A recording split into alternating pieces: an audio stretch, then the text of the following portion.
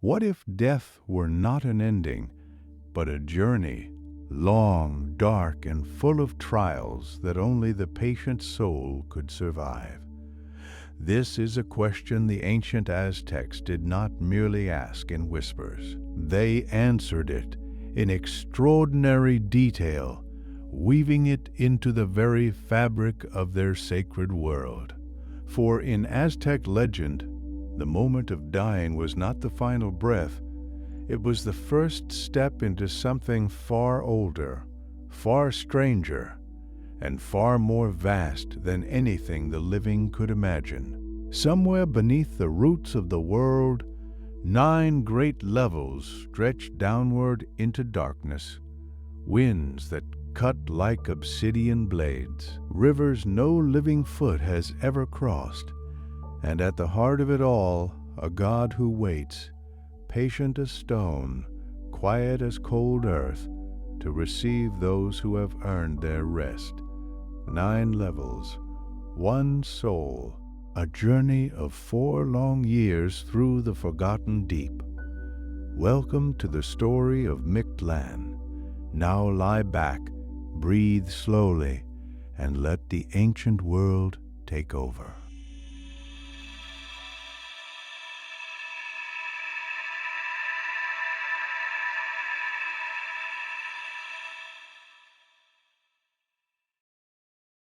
The obsidian blades of a Macuahutl caught the last copper light of the sun and threw it sideways across the valley floor. Itztli felt the impact before he understood it, a wet, collapsing weight in his chest, like a clay pot struck at its base. His knees met the dry earth first. The ground was warm from the long afternoon, and it smelled of trampled maize stalks and the iron-sweet residue of the day's fighting. Dust settled into the creases of his forearms. Around him, the sounds of battle, the crack of wood, the short, sharp cries grew thin, then thinner still until they were gone. His sandals, the ache in his shoulders, the name his mother had spoken that morning, 4 years ago, in a kitchen that smelled of chili and wood smoke. All of it extinguished. Then he was standing. No ground had risen to meet him. No hand had lifted him. He was simply upright, on a plane that held no horizon he could fix his eye upon. Gray above, gray below, the 2 shades so close that the place between them was only a suggestion. The air carried no smell, not the absence of smell exactly, but something prior to it, as though scent itself had not yet been invented here. Itztli pressed his fingers together. He felt them touch, yet the small ache that had lived between his knuckles since his 3rd season of training was gone. He pressed harder. Nothing. He looked down at his forearms, the dried blood still there, the obsidian ear spools still cold against his jaw, and understood, with the slow certainty of water finding its level, that his chest had not moved once since he arrived. Then the gray shifted, not dramatically, no parting of fog, no sudden light. A small density gathered a few paces ahead of him, the way ice forms at the center of still water before the edges know anything has changed. And then there was a dog, small, hairless, dark gray-black skin folded at the neck and brow, ribs faintly visible beneath. Its upright ears caught no light because there was almost none to catch, except from its eyes, amber, steady, warm in the way a coal is warm long after the fire around it has gone cold. The dog sat. It did not approach.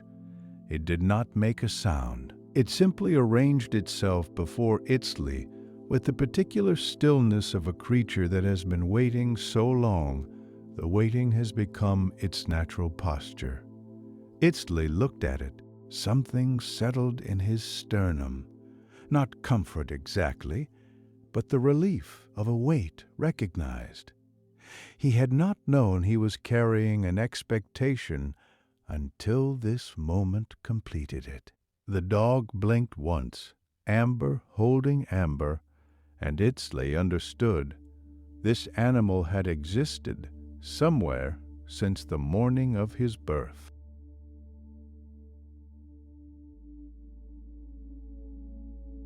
He might have stood there longer, held by that amber gaze, by the strange completion of it, but something pulled at the top of his left foot. Not pain, a tug, like a child's hand on a sleeve. He looked down. At his sandals, half sunk into the gray dust, objects were appearing, not falling from above, not rising from below, simply arriving the way a memory surfaces, first faint, then suddenly undeniable. A small bundle wrapped in white cotton cloth, knotted at the top, faintly warm when his fingers closed around it. Cooked maize inside, he knew without unwrapping it. The dense, starchy smell reaching him a moment after his hand did. A clay gourd no bigger than his fist, stoppered with a twisted plug of dried maize husk, the water inside shifting with a soft internal weight. A folded square of dark cacao paste, wrapped in a dry maize leaf, its bitterness already in the air, faintly astringent at the back of his throat. And last, a torch of bundled pine resin, unlit, its shaft sticky with dried sap, between his fingers. He picked each one up, 4 objects. He turned the gourd in his palm, its fired clay surface rough with use, a hairline crack sealed with pine pitch that someone had pressed into place carefully, deliberately, someone who wanted it to hold. He did not put them down.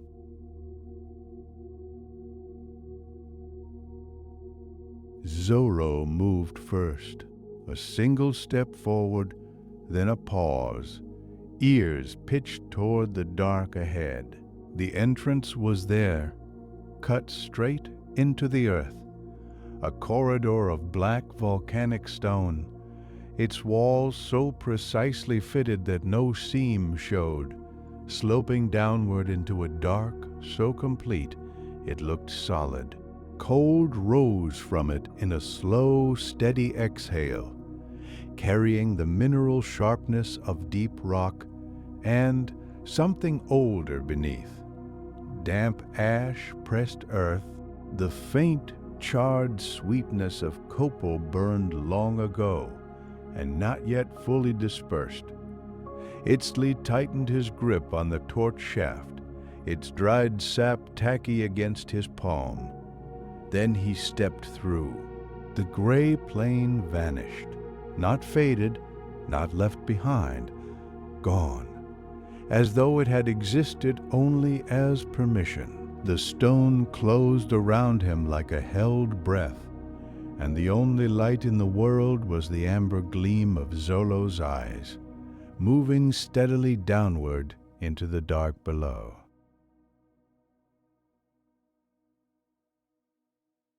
He had taken perhaps 20 steps when it reached him. Not sound. Sound requires air to carry it, and what moved through that corridor had no interest in air. It was pressure, a slow, low pulse that arrived first in the soles of his feet, then climbed through his shins, his femurs, his sternum, settling finally in the hollow center of his chest, where his heartbeat had been. There it sat, patient and enormous, like a hand pressed flat against a door from the other side. Then it spoke, not in words, in the shape of a word. His name, Itztli. He felt it in the bones of his jaw before he heard it anywhere. Zolo did not pause, did not look back, but Itztli stopped. The pressure held him, drew him, downward, inward, toward something that knew exactly who he had been and was waiting.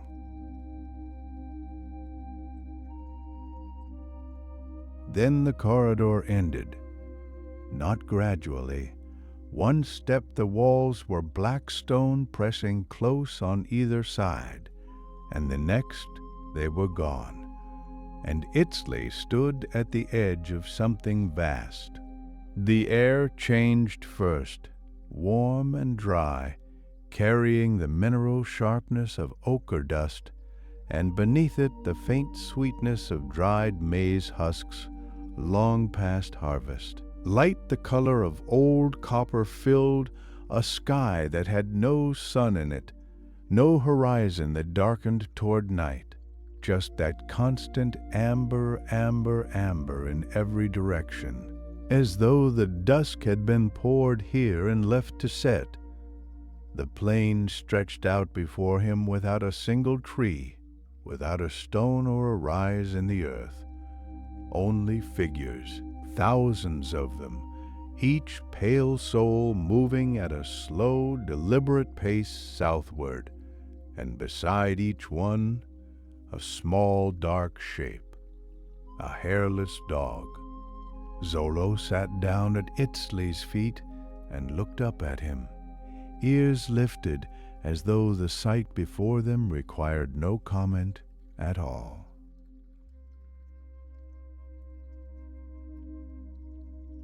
Itztli lowered himself to one knee on the ochre soil. The ground met him with a dry, powdery give, not soft, but yielding the way old ash yields, and the warmth of it came up through his sandal and into his shin. Zolo turned to face him fully, wrinkled skin pulling in small folds at the bridge of that dark skull, ears still raised.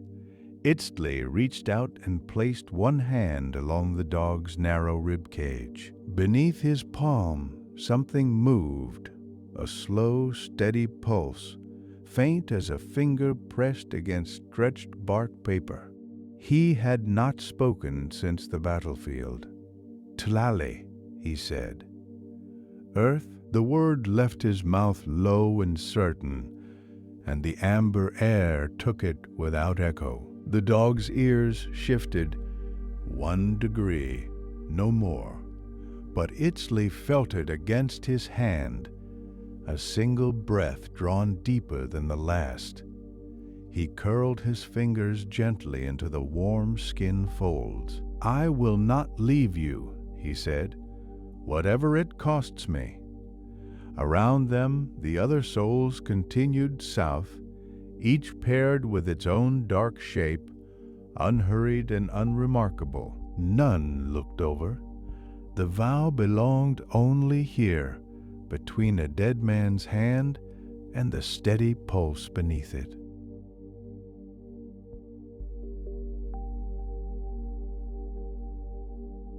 They walked south until the ochre plain simply stopped. No slope, no warning, just an edge, and beyond it, the river. A panahuaya ran black and fast between cut banks of dark clay, and the cold that rose from its surface arrived before the sound did. A damp, mineral cold, carrying the smell of wet obsidian and deep silt, and something underneath both that had no name Itztli could reach for. The current moved in long, muscular pulls, pale gray foam lifting briefly at each crest before the dark swallowed it back. Itztli's sandal met the clay bank and stopped. Zolo did not stop. The small dog descended the bank without hesitation, dark paws finding the wet clay with quiet certainty, and waded forward until the water reached his chest. Then he turned and looked back, amber eyes holding steady against the current pulling at his lean sides. Itztli stepped in. The cold locked around both ankles instantly, not gradually, not by degrees. His jaw tightened. He kept his eyes on those 2 points of amber light ahead of him, fixed on nothing else, and followed Tlali into the black water, step by deliberate step, until the far bank rose from the dark and received them both. The far bank did not come. Itztli waded on, Tlali's neck beneath his right hand, the dark water pressing against his thighs in long rhythmic surges. But it was not the cold he had felt at the clay bank. That had been ordinary cold, the cold of stone and mineral dark. This was something else. Where the water touched skin, it did not chill so much as it questioned, not pain. An erasure, slow and patient, working at the edges of him the way a current works at soft earth. His name, he said it aloud, teeth pressed apart. Itztli. The river took the sound and said nothing back. Son of Quahutli, son of Xochitl. He said his father's name first, then his mother's, feeling each syllable hardened in his chest like a knot pulled tight. Born in Tenochtitlan, warrior of the Eagle House, Tlali pressed his flank against Itztli's thigh, steady as a lodgepole, the lean weight of him a real and anchoring thing. The current surged. Itztli's right foot slipped on black silt, and his grip on Tlali's neck tightened, knuckles locked, shoulder wrenching, before the foot found ground again. He held. Itztli, he said again, quieter now, the word belonging only to himself and the dark. Itztli.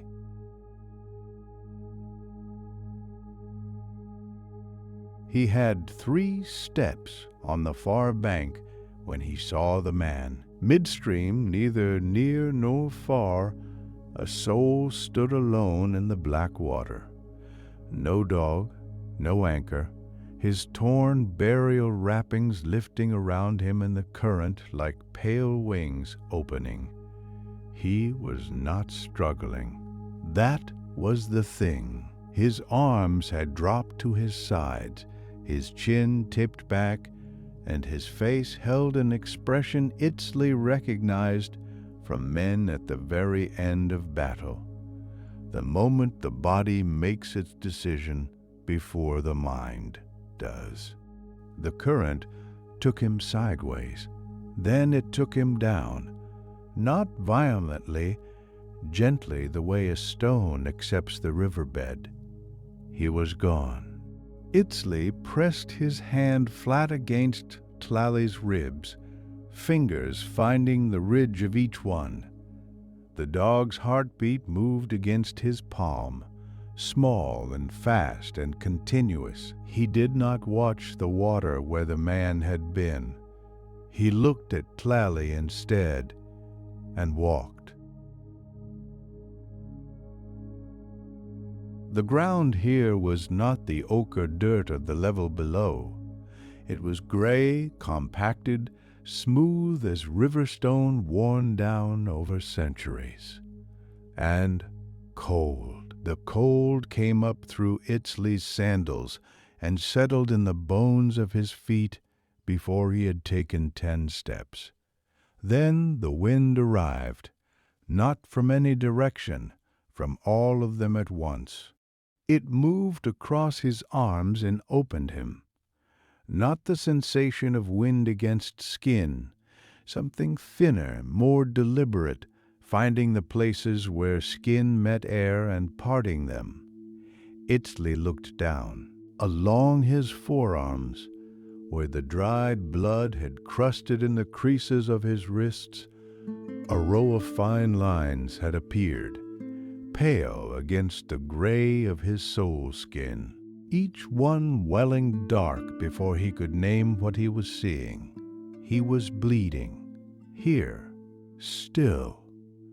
Tlali pressed against his calf and stayed there, head low, ears flat, moving forward only because Itztli moved.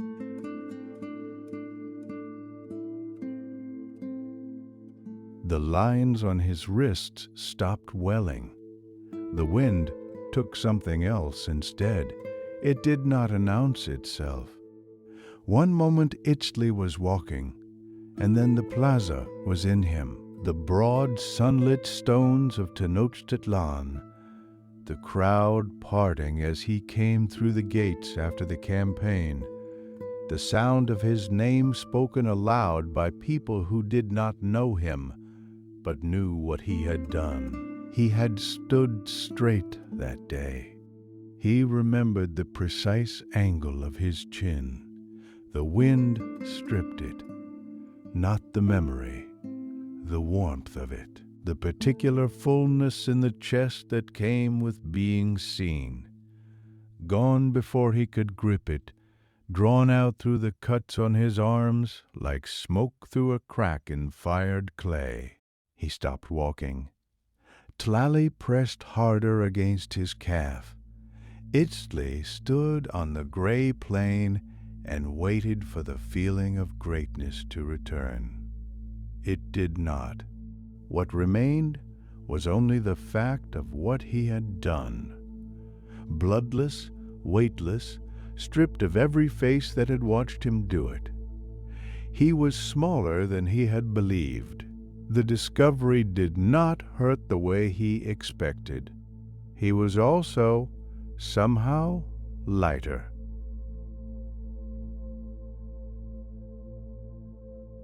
The gate to the third level was not a gate at all. It was simply a place where the gray plain ended and the ground began to glitter. Itztli felt the change before he saw it, a faint resistance underfoot as though the earth had grown teeth just below its surface. He looked down. Black glass rose from the soil in clusters, blades the length of a finger, blades the length of an arm, angled at every degree between flat and vertical, packed so densely that no 2 steps forward offered the same path. The air smelled of cold iron and something drier, like the inside of a kiln the morning after the fire dies. He moved slowly, not because of pain. The glass did not cut his feet the way it would have cut the feet of the living. What it cut was his impulse to move quickly, to push, to stride across this level the way he had crossed the first. Each time his foot came down without looking, a blade caught his ankle and turned him sideways. Each time he reached for the next foothold before he had secured the last, his knee dropped onto a ridge that bit without bleeding. Tlali navigated without hesitation, small weight spread across 4 points, each paw placed as though the route was already known. Itztli watched the dog and breathed. Then he placed his foot where there was room for it. Then the next. The obsidian caught the faint amber light from somewhere below and threw it back in slivers, black mirrors angled in every direction, so that for a moment he appeared as 100 broken pieces of himself, scattered across the hillside. He did not pause to look. He kept his eyes on the next clear space, and moved toward it. Tlali did not choose the obvious paths. The wider gaps, the flatter shelves of glass, the dog moved toward spaces that looked, to Itztli's eye, no different from the rest, pressing a paw into what appeared to be a blade and finding each time that the blade held flat. Itztli could not explain it. He stopped trying to. He simply watched the dark gray haunches move ahead of him, the ribbed torso dipping low on a turn, and followed each decision without question. Somewhere on the hillside, he noticed his hands had stopped reaching out for balance. They hung at his sides. The posture was not caution. It was trust, settling into the body before the mind had agreed to it. Tally paused on a flat shelf of obsidian no wider than a sleeping mat and looked back. Those amber eyes caught the light from below and held it, steady, familiar, carrying the particular warmth of a fire already banked for the night. Itztli had seen that look before. Not down here. Up there, in the place the underworld was trying to dissolve from him. The smell of pine smoke, a low roof, the sound of rain on dried corn husks. All of it lived somewhere in that gaze, intact, untouched by wind or water. He understood then that Tlali was not simply showing him the way forward. The dog was holding something the levels could not reach. The obsidian field ended without ceremony. A last shelf of black glass, and then bare stone, and then nothing. A ledge perhaps 2 handspans wide, with darkness falling away below it into a depth that made no sound and gave back no light.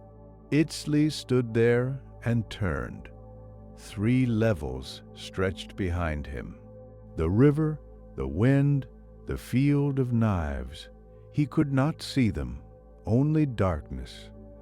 But he knew the weight of each one in his legs, in the faint ache where his palms had healed and not quite healed. 6 levels still ahead. He waited for courage to arrive. It did not. What came instead was simpler, the recognition that the distance was what it was, and that his feet were already rested enough to begin. Tlali sat beside him on the ledge, one haunch pressed warm against his ankle. Itztli exhaled, a long, deliberate release, the kind a man makes when he sets down a water jar he has been carrying since morning. Then he faced forward and walked.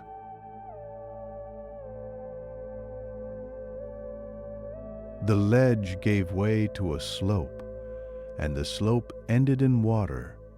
Not standing water, not the glassy stillness of a flooded plain after rain, but water that moved without direction, that surged left and then surged back, that rose in low swells and fell and rose again, with no wind to explain it and no shore to drive it toward.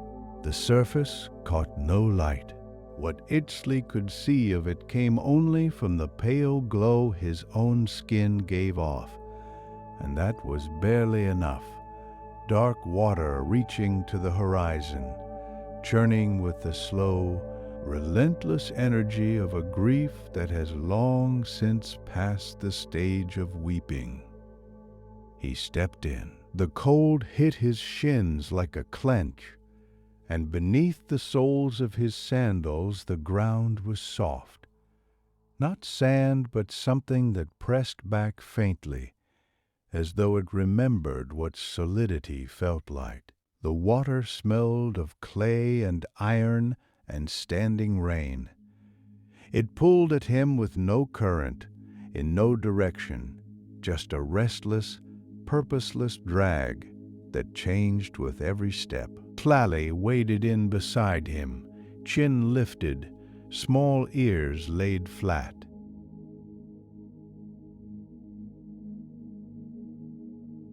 He was waist deep when it came.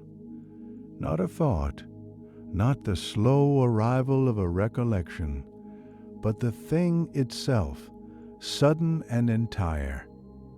Coatl at the low morning table, 3 days before the battle, pressing a cold tortilla flat between both palms, the way he always did when he was thinking about something else. 6 years old, black hair still matted from sleep, a smear of dried chili paste at the corner of his mouth that he had not noticed and that Itztli had not wiped away, had simply looked at and felt a warmth move through his chest the way warmth moves through fired clay. Itztli stopped. The water churned around him, indifferent and restless. He could not move his legs, not because the current held them, there was no current, but because moving felt like agreement that he would never see that face again, that the smear of paste and the pressed tortilla were finished and sealed. He stood there, water rising and falling against his ribs. Tali bumped the back of his knee once, firmly, with her blunt nose.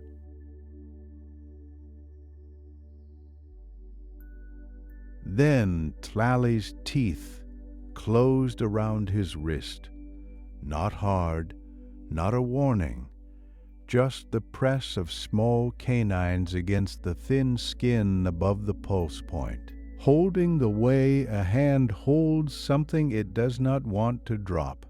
Itztli looked down at her.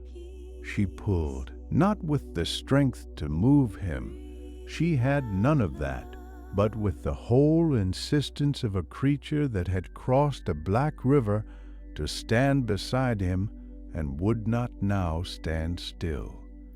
He understood. Carrying Coatl's face was not wrong. Stopping inside it was. The memory was a stone he could hold in his closed fist for the rest of the journey. It would still be there, but his feet could not stay here. He lifted his right leg. The water resisted heavy and cold against his thigh. Then his left. Tlali released his wrist and moved forward, chin up, and Itztli followed her through the flooded dark. The water ended at a stone arch. Tlali stopped 2 paces before it, and Itztli stopped with her. The arch rose from the floor of the 4th level in a single carved span of black basalt, and across every surface of it, the uprights, the keystone, the deep-cut soffit above, jaguar faces had been pressed into the stone, mouths open, each one caught mid-roar at a different angle, so that no matter where a soul looked, it was being looked at in return. Beneath the arch stood Tepeyollotl. He was enormous, not in the way a tall man is enormous, but in the way a mountain occupies the horizon, filling space the eye insists should be empty.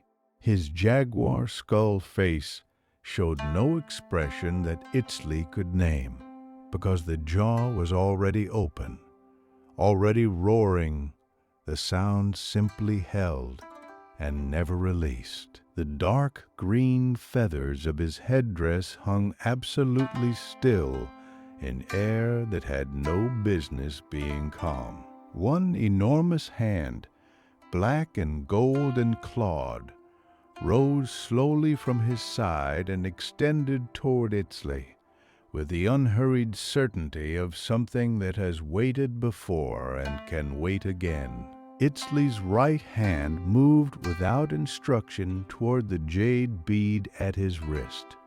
His fingers closed around its cold smoothness and stopped there.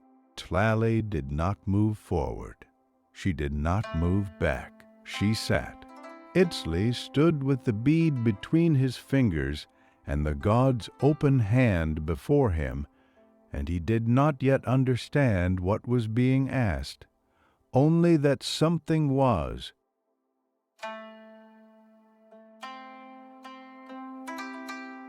He knew what was being asked.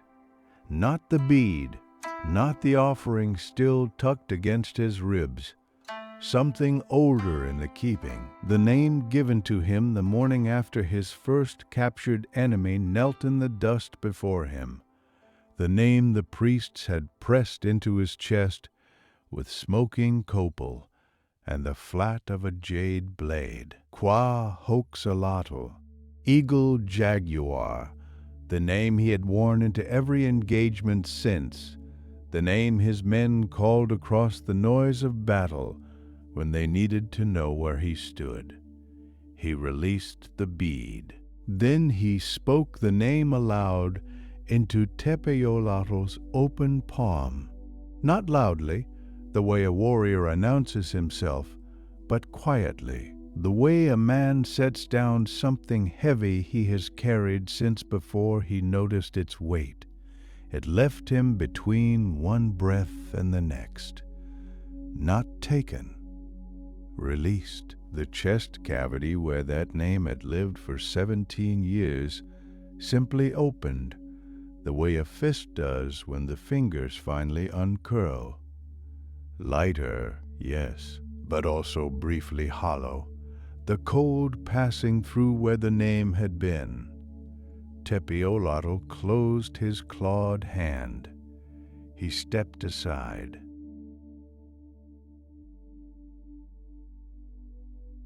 Beyond the arch, the stone corridor opened, not gradually, but all at once, like a held note suddenly released, into a space so vast that its ceiling, if it had one, existed somewhere beyond sight. The winds found him before his eyes could make sense of the place. Not a gust, not a cold pressing down. Columns of luminous air spinning upward from the floor in slow, enormous spirals, each one pale gold at its center fading to white at its outstretched edges. They rose in silence. That was the thing that stopped him. Not their size, not their light, but the fact that they made no sound at all. Tlali sat down beside his left ankle, chin raised, and watched them with the focused calm of an animal who has decided something is not a threat.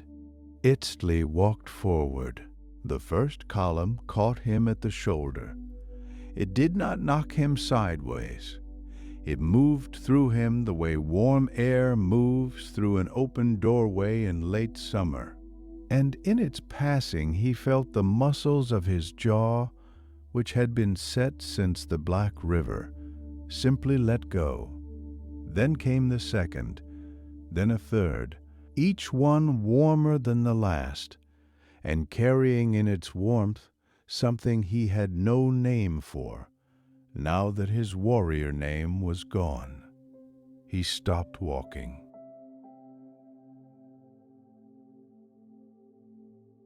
Standing between two spiraling columns in the shifting pale gold light, with Tlali's shoulder pressed against his calf, Itztli thought of maize, not the dried ceremonial kind, not the bundled offerings tucked against his ribs, but a specific morning, the kind that smells of wet soil and the green rot of corn silk drying in the heat. He had been perhaps 7 years old, walking the edge of his grandfather's field. and the stalks had been taller than him, and the air had been enormous, and his feet had been bare in the warm, dark earth, and he had felt for no reason a child could name, entirely correct in the world. He had not thought of that morning since the day he received his first obsidian blade. Gratitude arrived in his chest the way water arrives in a cupped hand, quietly, without announcement, and filling exactly the space available. Not for the battles, not for the name he had given away, for the maize field, for the weight of his son's sleeping head against his collarbone, for the smell of copal on his own wrists after ceremony, for the life in all its ordinary pressure and texture and warmth, a life that had, it turned out, been given to him whole, and which he had spent, and which was gone, and which had been enough.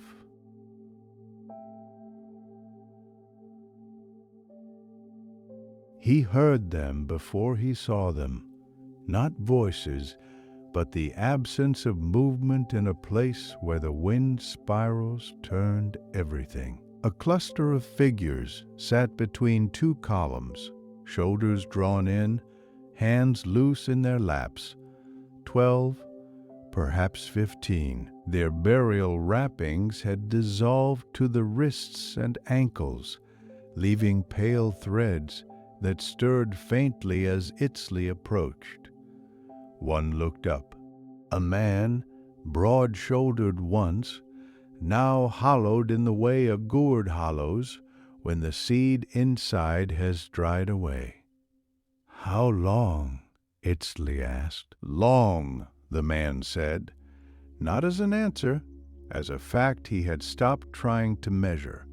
A woman beside him turned her hollow eyes upward toward the nearest column. "We know what is below," she said. "We have heard it from those who passed through." She did not need to. Her hands in her lap were still, not the stillness of rest, but the stillness of something that had stopped mid-motion and never resumed. Tali sat down at Itztli's heel and did not look at them. Itztli looked. He held what he saw long enough to feel it settle in his chest, cold and clarifying. Then he stepped around them and walked on.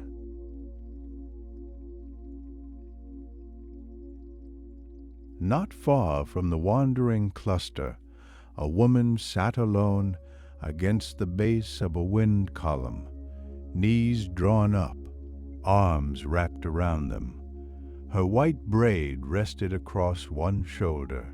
She looked up as Itztli passed. "Stay a moment," she said, not a command, a question wearing the shape of one. Itztli stopped. "My child," she said, "I never heard it cry. I do not know if it lived." She pressed her lips together, then opened them again. "I cannot move from here until I know." The hollow gourd in her lap was smooth and dry, worn thin at the rim where her thumb had traced it. Many times, over a long stillness, Itztli looked at it.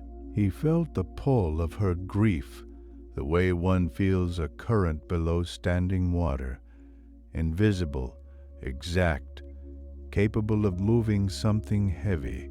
He crouched beside her. "You will not learn it here," he said quietly. "Not on this level, not on any of them." She held the gourd tighter. "Come," he said. He stood and offered his open hand. She looked at it for a long moment. Then she shook her head, not in refusal, but in something older than refusal, the particular grief of a woman who has chosen her waiting. Itztli closed his hand. He straightened. he walked on.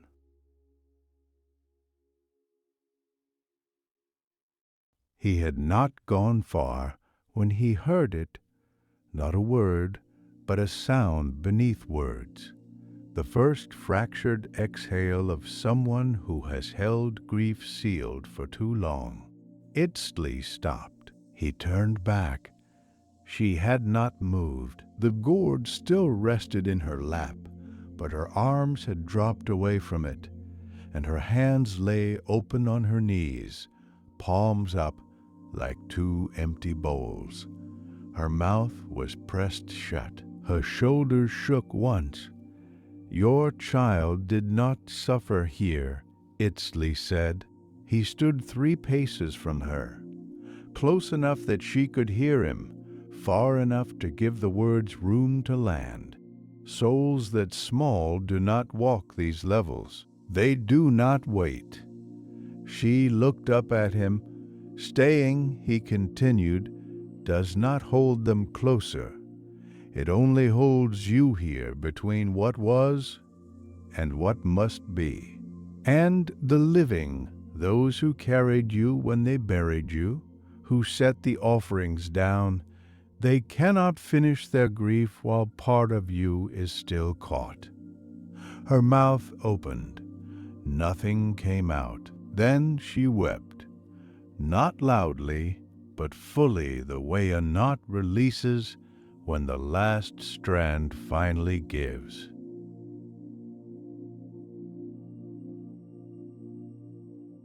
The weeping did not last long. It did not need to. When it finished, the old woman sat very still for a moment, then raised one hand and wiped her cheek, and left no mark, because there was nothing wet, only the memory of wet, only the motion her hands had made 10,000 times in life. She looked at her palm. Then she set the hollow gourd down on the pale stone floor, turned it upright so it would not roll, and stood. She did not speak to Itztli. She did not look back. She simply walked, slowly, with the forward lean of someone whose back had ached for decades, into the spiraling columns of pale gold wind. The light caught the loose white braid at her back and lifted a few loose strands, and then she was further, and then she was small, and then she was a dark shape among bright columns, still moving. Itztli watched until he could not find her any more. Tlali sat pressed against his ankle. He reached down and touched the top of her warm, wrinkled head, and understood that he had done nothing, really. He had only said a thing aloud. She had done everything else herself.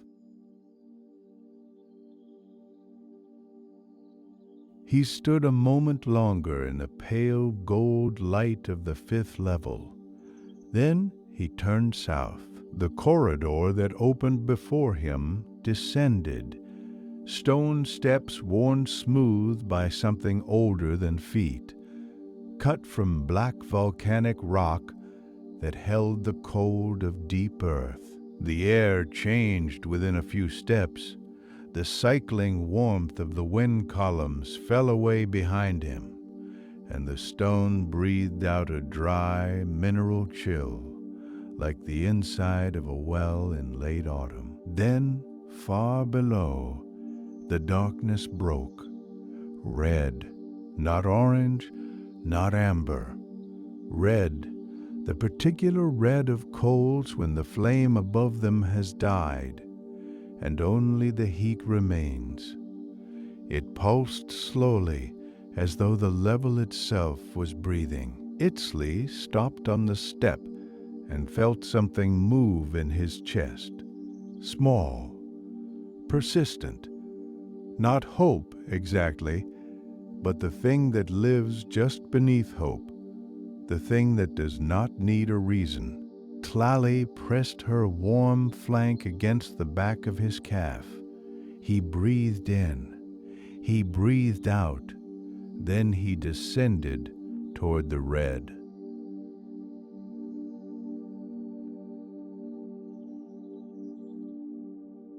The red came up to meet him, not as light but as heat, dry and insistent against his face, the way an open kiln pushes back before you reach it.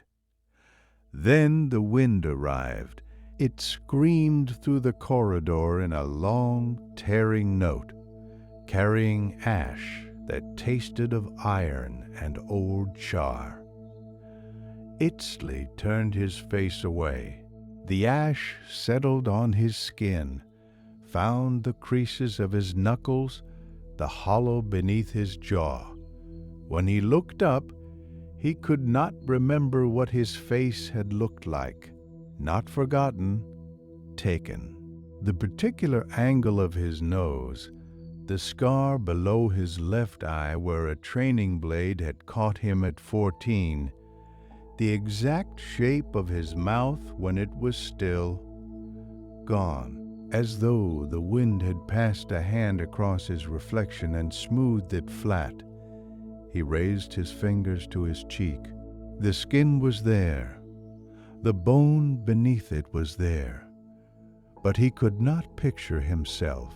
He had become, in that corridor, no one's son and no one's father and no one's enemy. Just a man in red wind moving forward. Tlali pressed her skull against the side of his knee and held it there. He kept his fingers there, pressed flat against the cheekbone, feeling the ridge of bone, the skin's dry warmth, the faint pulse that had no business still beating in a dead man's face. He could not picture himself, but he could feel himself. The warmth was his. The pressure of his own hand against his own face was his.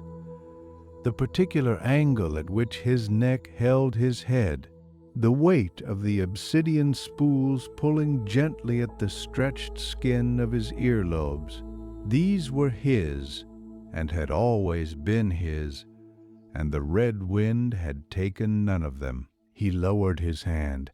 He was still here, not a warrior, not a father, not the man who had raised a Makawahutu on a copper-lit afternoon.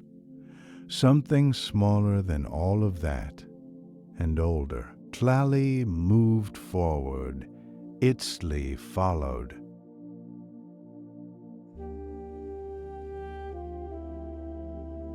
The salt plain opened before them without warning, white and absolute, flat as a struck drum skin, stretching away until the darkness swallowed it whole. No wind moved here. The air carried the mineral bite of dried salt, and beneath that, something fainter, the cold smell of a stone rune that has never been opened. Itztli's sandals crunched with each step, the crystals breaking apart in small collapses under his weight. Then the lightning came, not from above, from everywhere at once, a single stark flash that threw every grain of salt into sharp relief and bleached the world to white and black. In that instant, Itztli saw him, enormous, standing at the plain's far edge, utterly still. A man's body but a dog's skull for a head, wrinkled gray skin, the jaw hanging open. White chalk lightning bolts crossed his chest. One foot turned backward at the ankle. The darkness returned. Then another flash, and Xolotl had not moved. Tlali sat down beside Itztli's heel. She did not growl. She pressed herself lightly against his ankle and stayed. the warmth of her side small and steady against his skin, the only warmth in the white plain. Xolotl's lidless eyes found Itztli across the salt.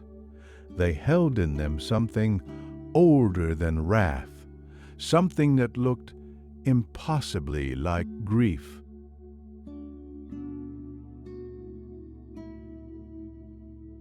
Then Xolotl moved, not toward Itztli, toward Tlali. The enormous figure crossed the salt in a handful of strides, each step pressing deep prints into the crystals, and folded itself downward until the dog's skull hung level with the small gray dog's upright ears. One bone-jointed hand lowered to the salt surface, palm up, and rested there. Tlali did not flinch. Xolotl spoke. Itztli heard nothing, not silence exactly, but the shape of sound without any sound inside it, the way a stone drops into deep water and the ripple reaches shore long before the splash does. Tlali's amber eyes held steady on the god's lidless ones. Her ears turned, not away, but deeper in, canting forward by a degree, then tilting. She was listening the way a very old animal listens, with her whole body gone still. The conversation was brief. When it ended, Xolotl rose. Tlali turned. She looked at Itztli across the white salt and held him in that amber gaze with an expression that had no name in any language of the living. Not devotion, not duty, something chosen, clear-eyed, and without condition. Itztli's chest tightened. He did not look away.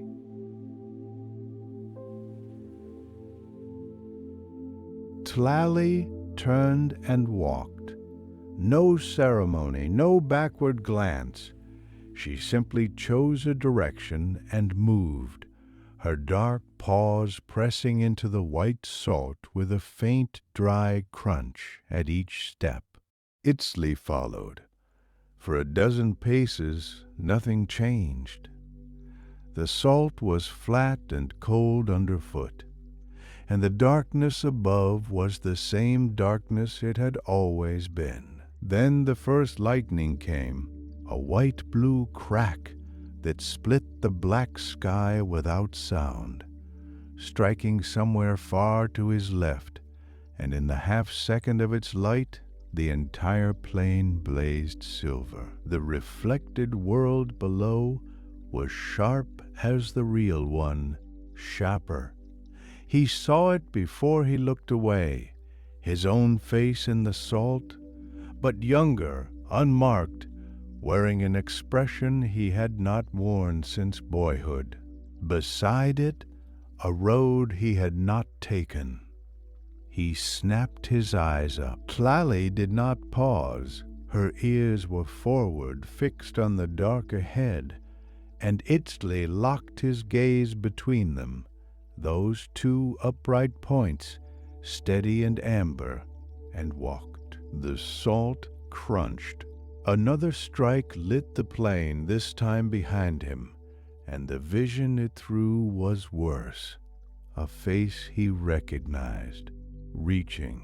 He felt the pull of it like a hand on his shoulder, deliberate and warm.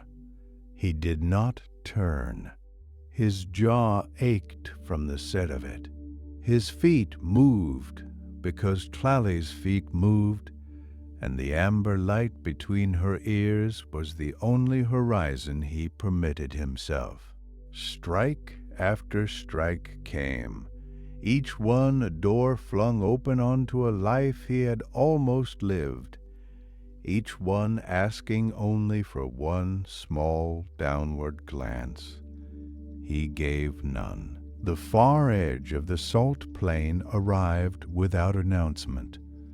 A ridge of dark stone, low and solid, and Tally stepped up onto it and sat.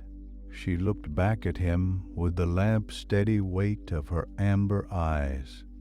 Itztli climbed up beside her and stood, breathing. His hands were shaking slightly, not from cold. He stood there breathing until his hands steadied. Then he looked down. Just once he had not meant to, but the salt below the ridge caught a distant strike and held its light a half-second longer than it should have. And in that half-second, the surface showed him something the other reflections had not. Not a younger face, not a road untaken. An old man, gray at the temples and soft at the jaw, laughing at a fire.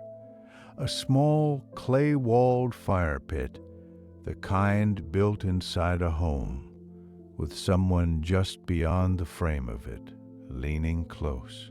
The old man's shoulders were loose. His eyes were creased almost shut from the force of the laugh. Ash from the fire had caught in his hair, and he had not noticed. Itztli had never seen that man before. He knew him completely.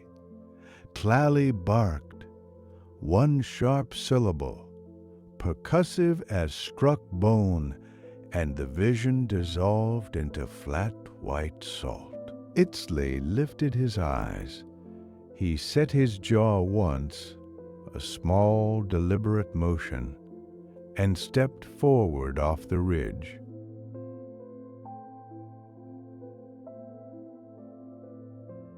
The darkness that received him was not the darkness of a cave, where the eye strains and eventually finds something to cling to. Mictlan Apoch Kalalka offered nothing. No faint outline of a wall, no suggestion of a ceiling, no horizon to separate what might be ground from what might be air. Itztli could not see his own hands. He stopped. Then, carefully, he placed one foot forward. The ground was there, solid, unyielding, without texture he could name. He placed the other foot. Still there, he walked, and the ground continued to arrive beneath him, step by step, as though it were being assembled just ahead of his weight, and could not be perceived any other way. He understood, after a while, that he was not walking through darkness. He was walking through trust, the precise, narrow kind, no wider than one footfall at a time. Somewhere ahead, he could hear Tlali's claws, 4 small, even strikes against invisible stone.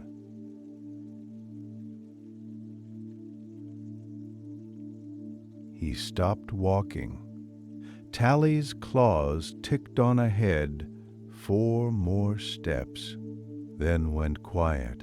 Itztli reached into the folded cloth at his hip, the small pouch that had grown lighter with each level, each gate, each god who held out a hand. His fingers found the edge of the bark paper first, but it was gone, spent at the 5th level. The dried maize, gone. The copal resin, left at Tepeolotl's arch. He turned the pouch inside out against his palm and felt only cloth. Then his thumbnail caught it. Small, ovoid, cool in a way stone should not still be after so many levels of heat and wind and black water. He pinched it between his thumb and first finger, and held it in the dark where he could not see it, but did not need to.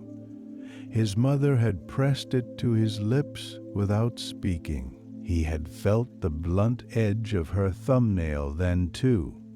The same pressure, the same deliberate care. He closed his fist around the bead.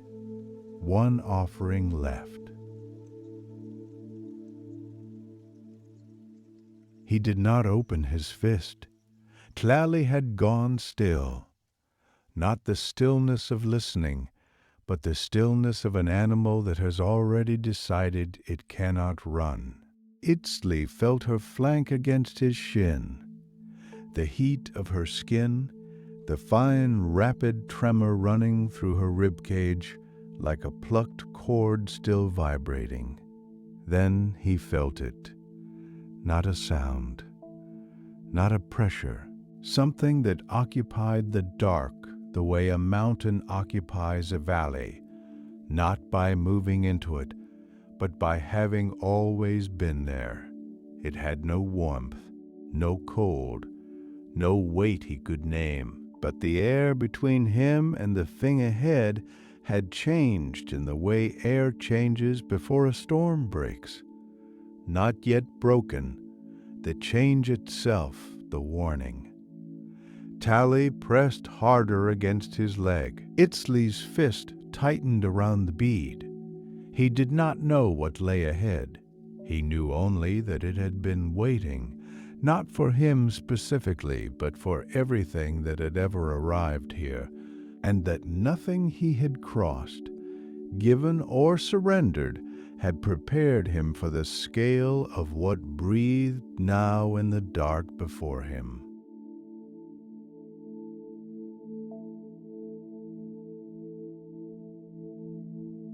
Then light came, not from a source Itztli could name, but from the walls themselves, a slow amber seeping upward through the bone-pale stone, as though the rock had held warmth for 1,000 years and was finally releasing it. He was there. Mictlan Tekutli sat at the far end of the chamber, on a throne assembled from femur and rib and vertebra lashed together with sinew cord. The armrests capped with carved skull finials worn smooth by some patient hand. He was enormous, not in the way a great warrior is enormous, but in the way a cliff face is enormous. The scale registered not in threat, but in simple fact. Owl feathers rose from his headdress in dark, layered ranks. Paper streamers hung between them, unmoving in the still air. His rib cage showed between the folds of his bark paper robes, ivory pale, stained faintly with old blood that had dried into the bone long before any living person now walking the earth had drawn their first breath.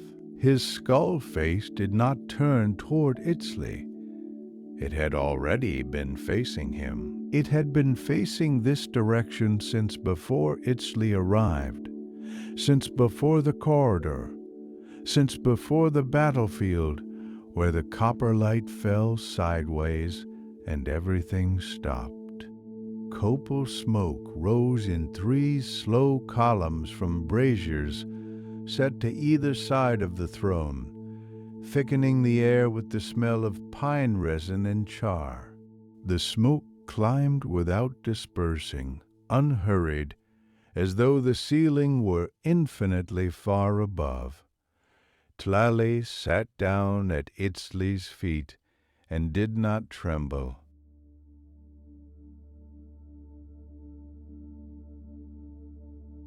To Mictlan Tekutli's left, she sat. Mictlan did not move. Her black cotton whippill absorbed the amber light without returning it, the embroidered white bones at the hem catching just enough to confirm their shape.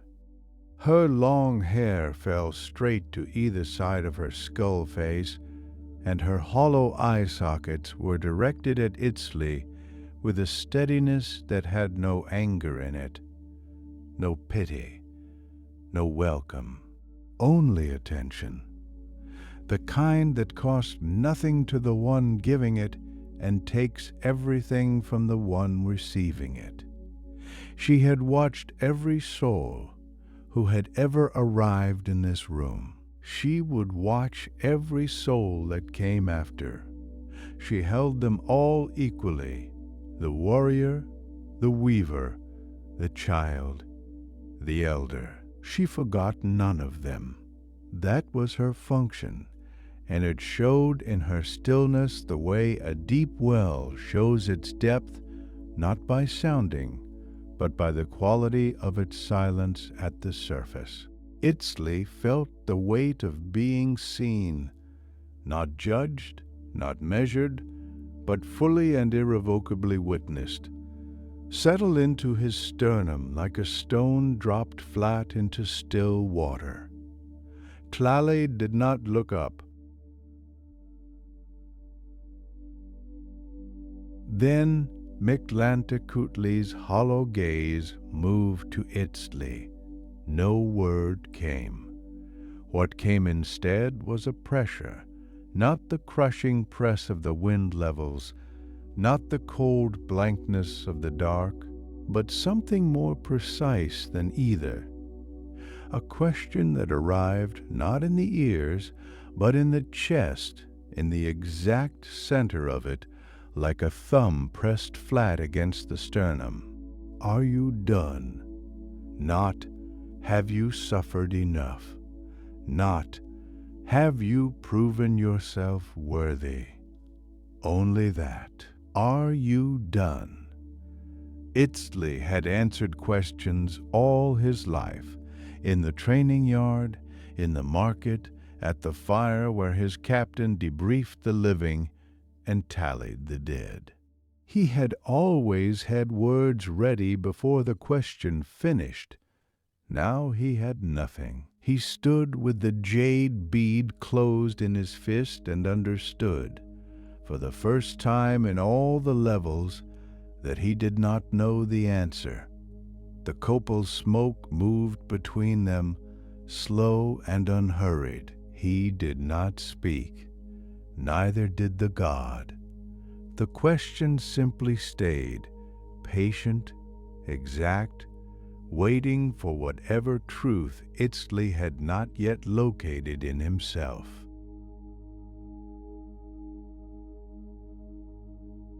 He opened his fist. The jade bead sat in his palm, thumb-sized, deep green crossed with gray veining, the single drilled hole through its center like a small held breath. 4 levels of cold had settled into it. It was heavier than anything that small should be. He had carried it from the battlefield, through the black river and the cutting wind, through the obsidian field and the flooded dark and the salt and the absolute absence of light. He had kept it closed in his fist when Tepeyalatl demanded his warrior name, when Xolotl shook the plain with his roar, when the 8th level offered nothing but the sound of his own heartbeat growing uncertain. He had believed, without examining the belief, that he was honoring her by keeping it. Now he looked at it and understood what he had actually been doing. She had pressed it into his hand the morning he left for the valley, her thumb moving once across its smooth surface before she released it. That small motion, the only farewell she allowed herself. The bead was not his. It had never been his. Holding it here, in the land of the dead, meant holding something that belonged to the warmth of a living hand, in a living house, where the smell of dried chili and wood smoke still clung to the walls. He raised his open palm toward Mictlan. He did not want to.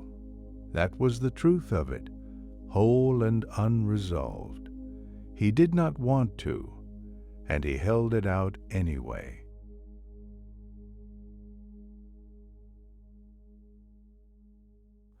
The skeletal hand descended toward him, bone fingers spread wide, each joint the length of a man's thumb.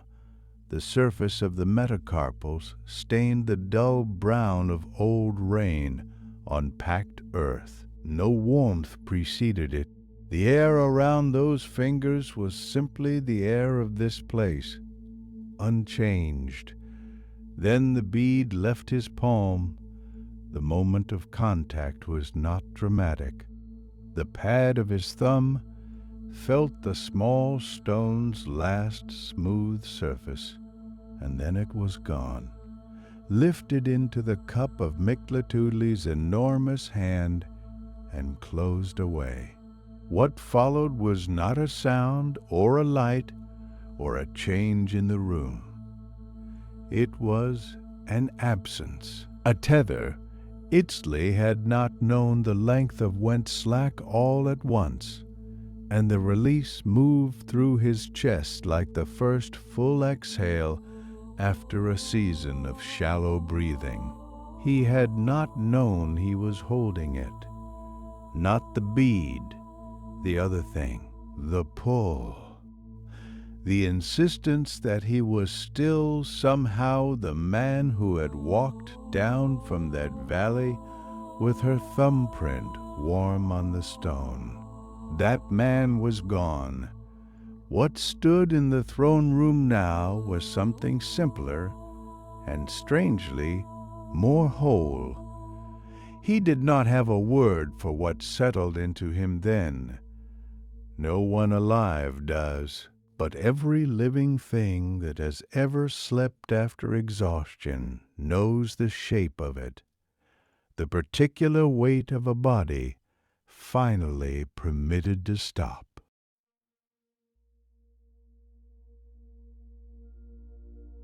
Tlali was sitting when Itztli looked down, not pressed against his leg, not looking toward the throne, but simply sitting. Weight settled onto her haunches, the ribbed, dark skin of her back, still and unhurried. She looked up at him. Her amber eyes held his for a long moment, and then her tail moved once. A single slow sweep, low and unhurried, the way a dog wags when the work is finished. And the work was good. Then she stood, turned, and walked. She did not pause at the threshold. She did not look back. Her small claws struck the stone floor in their even four-beat rhythm, the same sound that had carried him through absolute dark, through salt and red wind and black water. And then the sound grew faint, and then it was one of the things that had stopped. Itztli watched the corridor until there was nothing left to watch.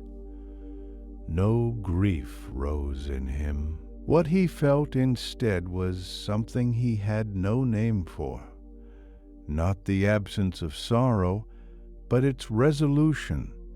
The way a held chord finally finds its tonic note and rests there. She had not left him. She had simply finished and gone to begin again for someone else, standing cold and bewildered at a gray threshold, needing 2 points of amber light to follow into the dark. He turned back toward the inner chamber. The stone walls stood smooth and warm and amber-lit around him, and ahead, the deepest quiet he had ever stood at the edge of waited, not empty, but full of the particular stillness of a place that has received everything it was made to receive.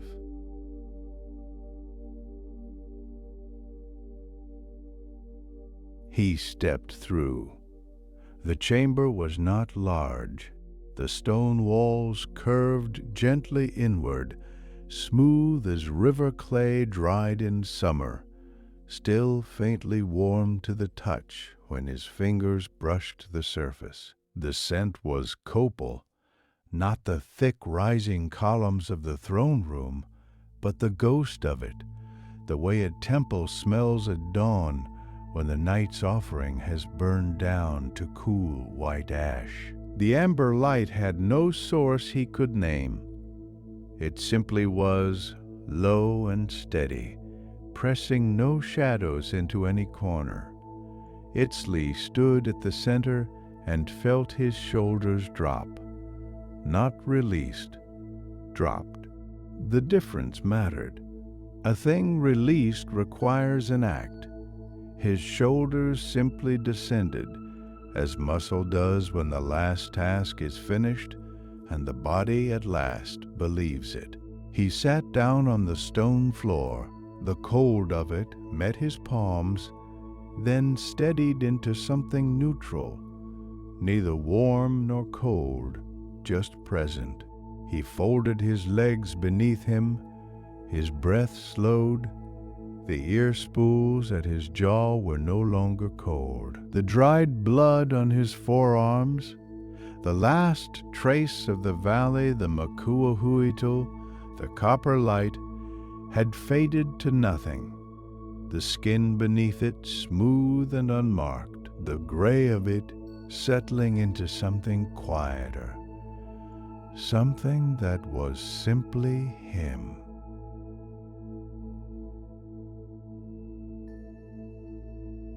And here is what the chamber held that the levels above did not. Every soul who had ever walked the 9 levels had come in the end to a room exactly like this.